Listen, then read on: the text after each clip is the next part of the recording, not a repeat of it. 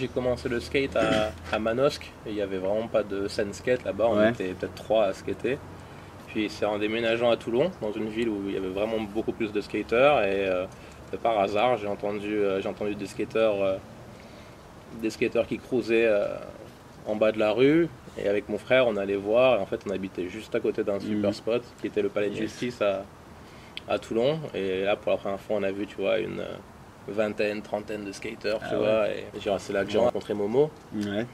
Et il a été hyper cool avec moi, il m'a emmené souvent à Marseille, skater avec eux, à Aix-en-Provence, c'est là que j'ai rencontré tout le monde, les frères shérifs, Radboy, tout le monde, tu vois. Yes. Donc ouais, très jeune, j'ai skaté avec des gars bien plus forts, et c'est ça qui m'a vraiment motivé et qui m'a inspiré à essayer de skater comme eux, tu vois. Yes. Et puis voilà, j'ai commencé à faire 2-3 contests, et à être un petit peu repéré par 2-3 marques qui m'ont permis de voyager, dont un contest à Marseille qui m'a permis de participer au championnat du monde amateur, Aventura en Cali. Et là-bas, je me suis pas mal démerdé, j'ai fini deuxième. Et de là, voilà, Vans a commencé à vraiment beaucoup m'aider. Et voilà, j'ai commencé à faire des petites parutions dans des mags et des choses comme ça. Donc.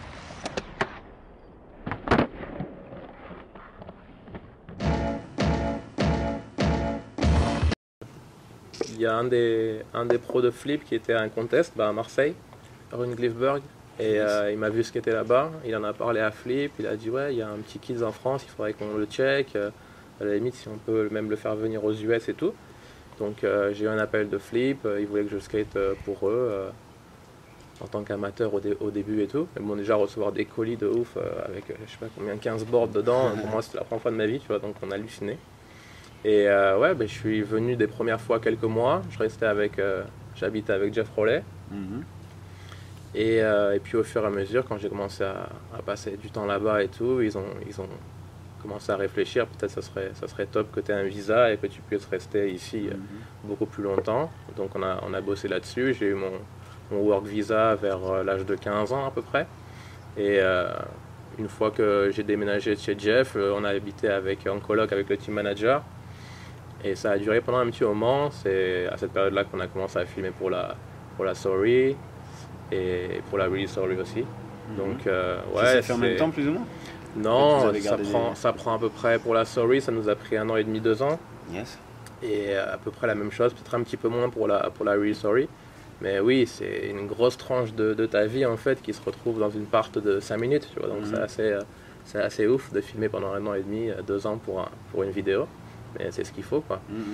Et ouais, c'est là que je me suis pris ma plus grosse claque. C'est quand tu arrives et que tu vois le level où en fait la session classique de tous les jours de Arto Sahari, Jeff ou Marc Appleyard, Tom Benny, tu arrives et tu débarques de Toulon et tu skates avec des monstres, des légendes du skate. C'est juste incroyable, quoi. Tu me demandais tout à l'heure au sujet de la progression. Ben là forcément quand tous les jours tu skates des spots de ouf, moi les premières fois que je skatais des rails, c'était avec eux, tu vois. Nous, le seul rail qu'on trouvait à Toulon, c'était des petits handrails sur 5 marches. Encore, on était contents. Là, on débarquait dans des universités où il y en avait de partout, 10, 12, 15 marches. J'étais là, oh là, mais ça, tu défies la vie et la mort, là. Tu fais une erreur, c'est terminé, tu vois. Et eux, skataient ça comme si, tu vois, tu skatais une table à wheeling. Genre, gros lip slide sur 12 marches pour s'échauffer. J'étais là, mais je suis où, là? C'est des Martiens, les gars. C'est comme ça que tu augmentes un peu ton niveau au fur et à mesure, tu vois. Surtout quand tu filmes une grosse vidéo. Toi, tu es le petit nouveau, tu n'as pas envie d'avoir une part à moitié décente avec 2 minutes de footage. Donc tu te mets un petit peu la pression. Tu es forcément inspiré de ouf par les figures que tu vois. Et puis tu pousses à skater des spots tu vois, de plus en plus gros. Et toi aussi, tu as envie d'avoir du footage qui tue. Et donc c'est comme ça que... T'en es plutôt pas mal sorti. Hein. Ouais, c'est comme ça que tu te mets un gros coup de pied aux fesses pour skater des spots qui font peur, tu vois. Ouais. Les meilleurs souvenirs que je garde, c'est sûrement de voyager, de voir des nouveaux coins très souvent, de rencontrer des gens, des spots que tu as vus dans les vidéos et tu es dessus pour la première fois. Je pense les premières victoires en compétition, c'est hyper marrant. Parce que, je suis quelqu'un de... Ouais, j'aime bien la compétition, j'ai grandi en faisant beaucoup de sport. Donc j'ai toujours vachement aimé ça. Et c'est vrai que c'est un peu particulier d'avoir, tu vois, en finale, généralement c'était 2 runs d'1 minute. Donc t'as pas trop le droit à l'erreur, il y a pas mal de pression, parce que même si aux échos tout s'est bien passé, pendant cette minute-là, tu peux pas rater une figure ou quoi que ce soit. Donc la pression, c'est assez cool quand tu peux la gérer et gagner, donc ça c'était marrant. Et puis après. Ouais, bah, c'est évident, moi c'était comme ça que je vivais le truc. Je me rappelais tout à l'heure le switch hill que tu avais tapé pieds nus, C'était à Metz peut-être. C'était à Metz. Ouais. Yes. C'était un championnat d'Europe, c'est ça? Ouais, c'est ça, ouais. C'était Europe Championship. Bastion! T'as rencontré Johnny Rotten du coup? Non, je l'ai pas rencontré, non. Ils ont fait, je sais pas où exactement ils ont fait l'enregistrement pour les présentations, ouais, en Angleterre. Ouais, bah, je pense que après c'était beaucoup Fred Mortagne et Jeff qui avaient pas mal d'idées dans leurs vidéos. Et puis ouais, Jeff est vachement pointu. Et, tu sais, il regarde beaucoup les vidéos qui sortent, la façon dont les vidéos sont éditées, les présentations et tout. Et il avait une idée assez précise de ce qu'il voulait pour la vidéo Flip, tu vois, au niveau des morceaux, au niveau de comment ça devait être monté, tu vois, les choses comme ça. Donc le slow-mo, pas de slow-mo, donc ouais, il a eu beaucoup de choses à dire dans cette vidéo. Donc, comme je te disais, moi j'ai débarqué directement de la France à la Californie avec le Team Flip. Donc du coup, tu vois, donc je suis arrivé là-bas, j'ai commencé à vraiment bosser avec eux beaucoup à l'âge de 15 ans. Et la période dont tu parles, c'est quand j'ai tourné à peu près, j'avais 21 ans à peu près. Yes. Et ouais, après 2 vidéos et 5-6 ans passés là-bas, c'est quand même la culture américaine, elle est vachement différente. Moi, je suis le dernier d'une fratrie de 3, tu vois, où on était vachement proches avec les frères. Ça me manquait vachement de passer du temps en France et tout. Et l'option, tu vois, j'en avais déjà parlé de peut-être par an, peut-être être absent 3 mois, où je pouvais rentrer en France un petit peu, tu vois, souffler, ou tu peux prendre de l'air. Et c'était pas envisageable, tu vois. Flip et les sponsors nous voulaient vraiment présents tout le temps ici et tout. Et ça commençait à vachement me peser. J'habitais à Huntington Beach. Et Huntington, pour ceux qui connaissent, à part skater, il n'y a pas grand chose à faire, tu vois. Ouais. M'asseoir sur le sable à regarder la mer, ça me branchait pas trop, tu vois. Et ouais, je commençais à en avoir un peu marre d'être à Huntington et de tourner un peu en rond. La France, ça me manquait vachement. Et donc au final, quand avec Flip, on a décidé de se séparer et tout ça, vu que moi, c'était vraiment le squad et le crew avec qui j'étais là-bas, je me suis dit que c'était l'occasion de redéménager, repartir en France. Et puis, non, je savais que j'avais toujours le même kiff pour skater et tout, et que il n'y avait pas de souci, tu vois. Après, même si c'est dur de perdre un sponsor ou de skater avec des gens différents avec qui tu avais l'habitude d'être, tu vois, pendant autant d'années, ça fait bizarre de repartir comme ça. Pas de zéro, parce que je savais que voilà, j'étais relativement connu et que je pouvais, tu vois, faire 2-3 contests ou une vidéo et démarcher des gens, ou tu vois, j'avais fait suffisamment pour pouvoir retrouver d'autres sponsors, donc ça me faisait pas spécialement peur. T'as été champion du monde aussi ou Ouais, j'ai gagné plusieurs titres de champion du monde, ouais. À l'époque, ma famille a déménagé à Paris, donc je suis rentré à Paris. J'ai pas mal skaté à Bercy, des spots comme ça, le Dôme et tout. Et puis j'avais vraiment besoin de retrouver ce goût de juste skater pour le fun et juste m'amuser et tout. Donc je suis retourné dans le sud de la France, à côté de Toulon, à Hyères. Et j'ai retrouvé tous mes potes de l'époque, Bat, Nick Wen, dont je te parlais, avec qui on avait commencé à skater à Toulon. Et là, vraiment de skater sans aucune pression, il n'y avait pas d'histoire de filmer, pas d'histoire de rien du tout, de shooter ni rien. C'était juste des potes qui s'amusaient comme à l'époque. Ça m'a redonné ce petit boost, ce kiff, et j'ai énormément skaté, j'ai vachement progressé, je me suis fait super plaisir et tout. J'ai entendu parler d'un contest qui avait, je crois que c'était au Danemark, à Copenhague ou un peu comme ça. Et de moi-même, tu vois, sans être obligé ou sans être envoyé par un sponsor, je suis allé faire ce contest-là que j'ai gagné. Il y avait l'Adidas Clash aussi à Berlin, j'y suis allé, j'ai eu la chance de gagner aussi. Et de là, ça a fait un petit peu parler les gens, genre le retour, ou je sais pas exactement ce qu'ils se disaient, mais ouais, il y a pas mal de gens qui étaient un petit peu surpris de me revoir sur le devant de la scène. Ouais, en train de skater et tout. De là, j'ai été contacté par Jart, la marque espagnole de board. Je suis allé là-bas, les rencontrer, voir un petit peu leur factory, l'usine, rencontrer les gens et tout. Et j'ai eu un bon feeling avec eux, ça s'est super bien passé. Les boards étaient cool. Du coup, j'ai signé avec Jart et on a commencé à pas mal bosser ensemble. On a fait des petites parues, des tours.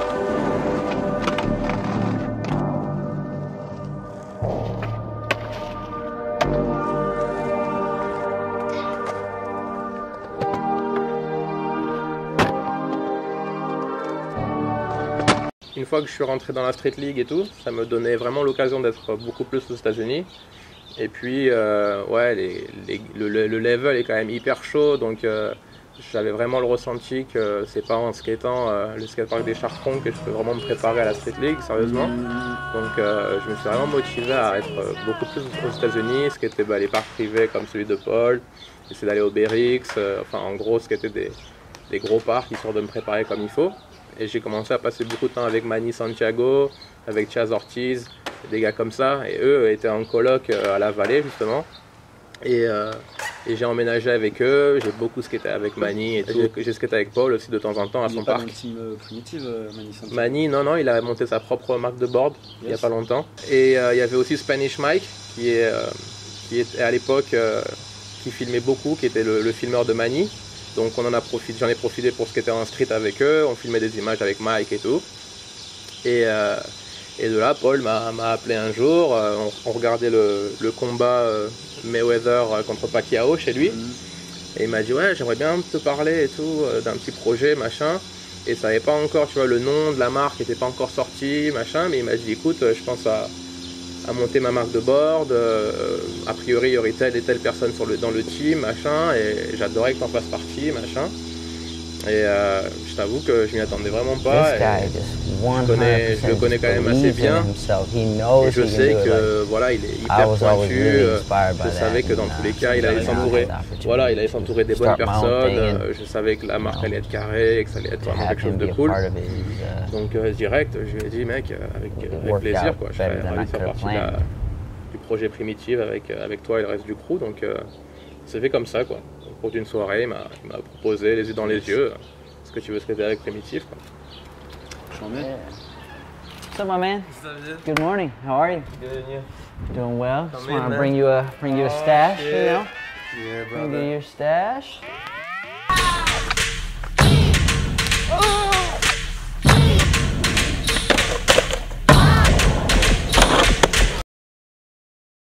Ce qui était assez marrant avec la musique, quand tu mets des vidéos et tout, c'est que c'est toujours un petit peu en lien avec le rider que tu es en train de regarder. Tu vois, moi j'étais vachement influencé par... Moins maintenant, mais...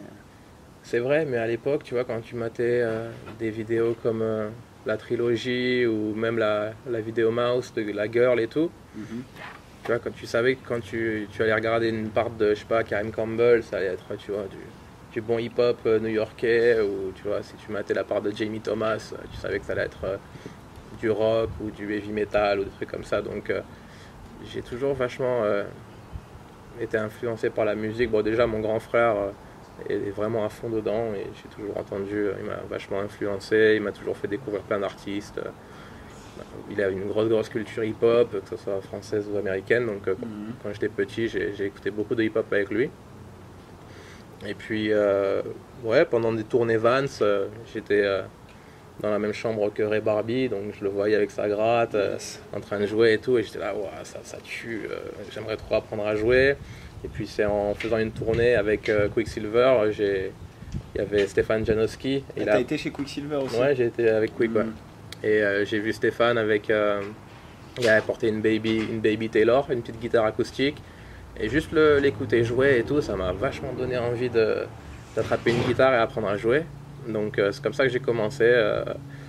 J'ai commencé la gratte avec Stéphane.